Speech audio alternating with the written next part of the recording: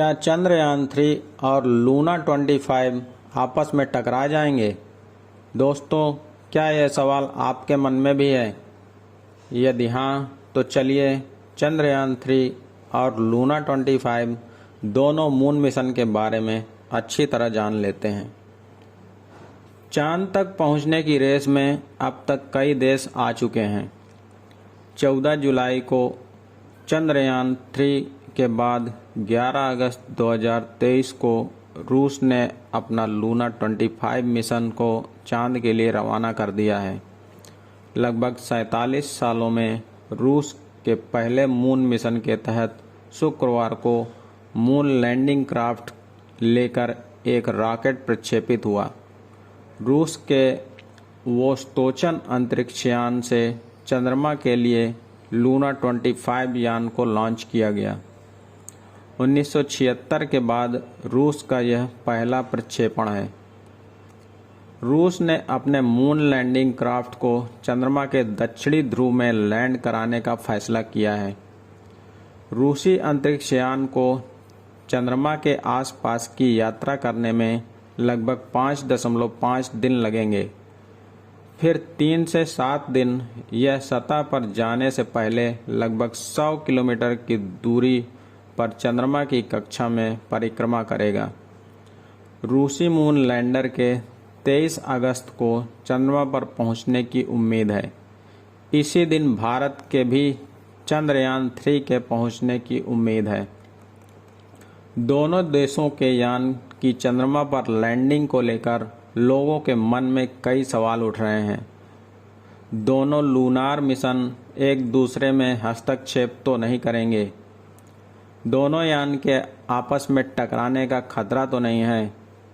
इसके साथ ही दोनों देशों के यान में क्या अंतर है? तो हम आपको बताते हैं कि चंद्रयान-3 और चंद्र लैंडिंग क्राफ्ट अर्थात लूना 25 में क्या अंतर है। तो चलिए जानते हैं रूस और भारत के यान में क्या अंतर है। इसरो का चंद्रयान-3 3 मॉड्यूल से बना है। एक स्वदेशी लैंडर मॉड्यूल ML, दूसरा प्रोपल्सन मॉड्यूल और एक रोवर है। इसका वजन करीब 3900 किलोग्राम है। करीब 40 दिनों की यात्रा पूरी करके चंद्रयान-3 का रोवर चंद्रमा के दक्षिणी ध्रुव पर लैंड करेगा।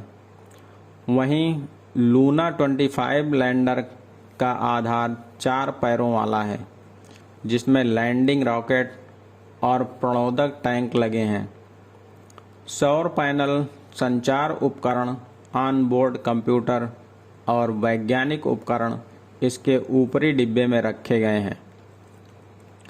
आपको बताते चलें कि चंद्रयान-3 चांद पर क्या खोजेगा। इसरो के मुताबिक चंद्रयान-3 के चंद्रयान-2 की तरह ही 3 मकसद हैं। पहला, लैंडर विक्रम की चांद की सतह पर सुरक्षित और सॉफ्ट लैंडिंग कराना। दूसरा, सुरक्षित लैंडिंग के बाद रोवर प्रज्ञान को चांद की सतह पर चलाकर दिखाना। और तीसरा, चंद्रयान-3 का तीसरा मकसद वैज्ञानिक परीक्षण करना है। लैंडर और रोवर के पेलोड चांद की सतह का अध्ययन कर पानी और खनिज की तलाश करेंगे। चांद पर भूकंप आते हैं या नहीं, इस मिशन से यह भी पता लगाया जाएगा। चंद्रमा पर जानकारी इकट्ठा कर रोवर उसे लैंडर को भेजेगा और लैंडर का काम उस जानकारी को इसरो तक पहुंचाना है।